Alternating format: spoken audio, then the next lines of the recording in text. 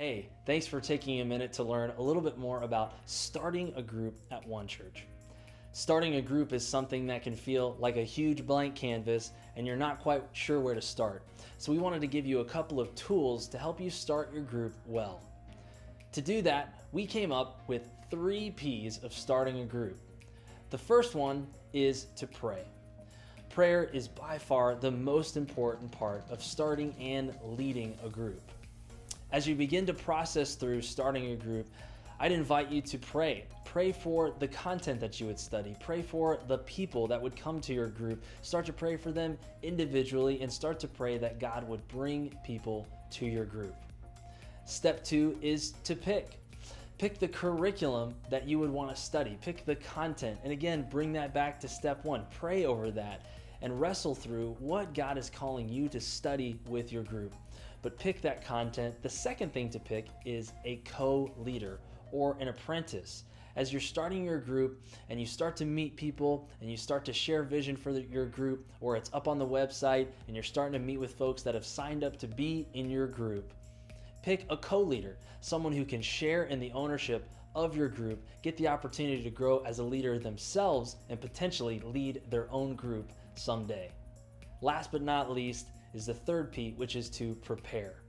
Week in and week out, be sure to prepare with your curriculum. Spend some time reading through it. If it's a video, watch the video beforehand, take some notes, and again, always come back to praying.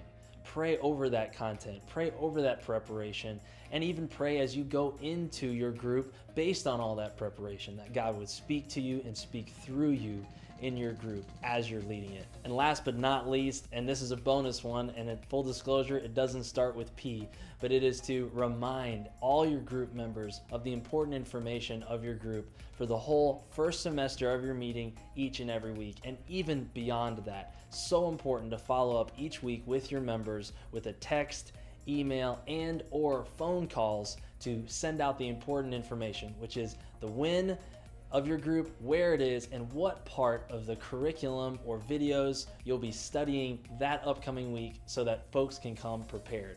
It's critical you send out those reminders so that people can have the courage and be encouraged to show up to your next group meeting throughout your whole first semester, and it's critical as you start your group.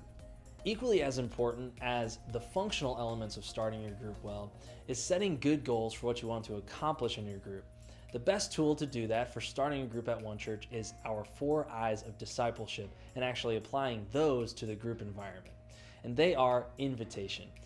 You want to start your group with an invitational culture. Model what does it look like to invite people to your group, and when they're new members to your group, introduce them to the group, and also invite your members of your group to invite folks to come. That invitational culture is so healthy and so important to the growth of your group and groups as a whole at One Church. 2 is information. You always want to make sure that your group is centered around biblical content and information for growing spiritually.